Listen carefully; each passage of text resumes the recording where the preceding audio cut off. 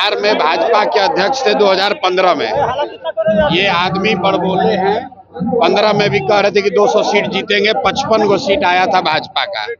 उसके बाद ये बंगाल में बनाए गए इंचार्ज, तो वहां पर भी इनको उठा के पटक है। इन लोकसभा में सबसे खराब कहीं अगर भाजपा का प्रदर्शन रहा तो वो बंगाल में रहा। अब यहाँ पर आए हैं और यहाँ पर उनकी छवि क्या है स्वास्थ्य मंत्री के तौर पर, ये हमको बताने की जरूरत नहीं है। कॉटन बैंडेज में पैसा लेने वाले लोग प्रशांत किशोर के बारे में बोलने का दम नहीं रखते हैं। और ये आदमी कोरोना के टाइम में, जो मैंने कल कहा कि कोरोना के जब कोरोना हुआ तो उस समय बिहार का स्वास्थ्य मंत्री मंगल पांडे थे, और जो यहाँ पर अफरा तफरी मची, जो सबसे कम टेस्ट यहाँ हुआ, लोगों को जो परेशानी हुई, उसके लिए ये आदमी जिम्मेवार हैं, कुछ हद तक जिम्मेवार हैं। और ये किस मुंह से बात करेंगे? अभी कल परसों तो आप ही लोग न्यूज चलाए हैं कि ये वो स्वास्थ्य मंत्री हैं एनएमसीएच में, जहां पेशेंट का पैर चूहा कुतुर रहा है, और ये सब आदमी, ये सब नेता को शर्म नहीं आ रहा है। और फिर भी पर इलाज भी हुआ कंपाउंडर के द्वारा। अरे भाई, मंगल पांडे इसी के लिए जाने जाते हैं, खाली मुंह बड़ा है, बड़बोले व्यक्ति हैं, ना राजनीतिक तौर पर कुछ कर पाए जीवन में, ना प्रशासनिक तौर पर कुछ कर पाए हैं। दम हो तो इस बार पहले बीजेपी वाला दबाव बनाए हैं, आपको बता देते हैं, खुलासा कर देते हैं।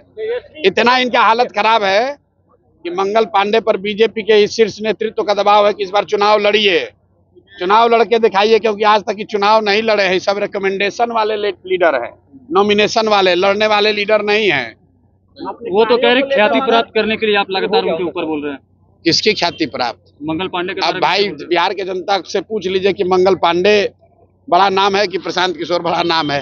आप तो कई मुख्यमंत्री बनाए हुए हैं, क्या लगता है? 5 दिन हो गए बिहार बदलाव यात्रा पे निकले, 4-5 दिन नहीं हुआ, आज तीसरा दिन है। 2 दिन में, एक दिन मांझी में था, दूसरे दिन एकमा में था, और आज तीसरे दिन सिवान आया हूँ। 5 दिन यहाँ रहूंगा।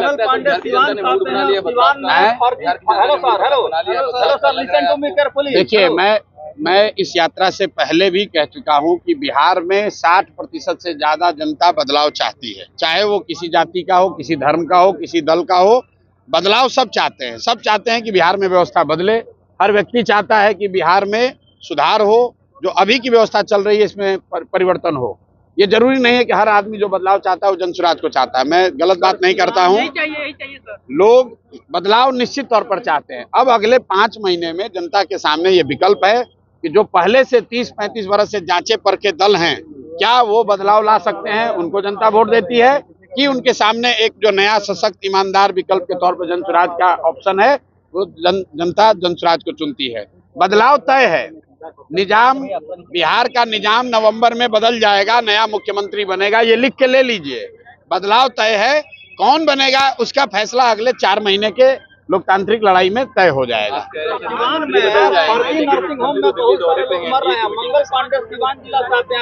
भाई देखिए, फिर आप मंगल पांडे, हम सिवान में घुसे हैं, सिवान में भाजपा के लोगों से जाकर बात कर लीजिए, जो लोग राजनीति करते हैं।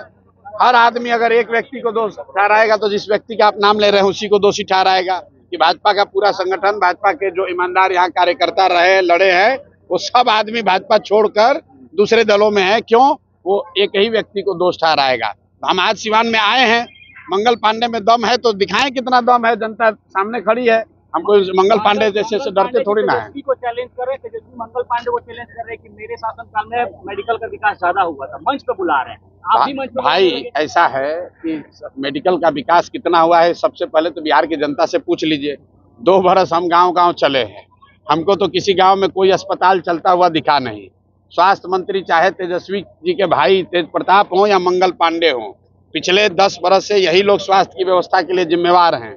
और अगर यहाँ पर स्वास्थ्य व्यवस्था की जो हालत है, उसके लिए इन्हीं दोनों को जिम्मेवार ठहराया जाएगा। मैं तो फिर से दोहरा रहा हूँ, कोरोना काल में जितने लोगों को स्वास्थ्य की सुविधा के अभाव में जो कष्ट हुआ, उसका मोरल ऑब्लिगेशन लेकर इस आदमी को कम से कम इतना कहना चाहिए था कि जीवन में हमको भैया स्वास्थ्य मंत्रालय नहीं मिलना चाहिए। लेकिन ये आदमी फिर से स्वास्थ्य मंत्रालय लेकर उसमें घूस लेना, भ्रष्टाचार करना, घर घर की बात है, सब आदमी जानता है। अब ये बयान देंगे तो कल कहेगा कि लीगल नोटिस भेजेंगे। तो आपको ये भी बता देते हैं, और मंत्री हमको बोला था कि हम लीगल नोटिस भेजेंगे, अनलीगल नोटिस भेजा, उसके बाद के आगे बढ़ने का हिम्मत नहीं है।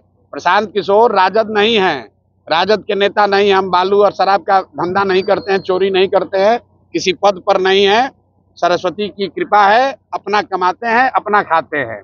मंगल पांडे और इस सरकार के जितने उगाही मंत्री हैं वो प्रशांत किशोर को डरा नहीं सकते हैं। जो दिन में जो मन हो कह ले। प्रशांत किशोर जिंदाबाद।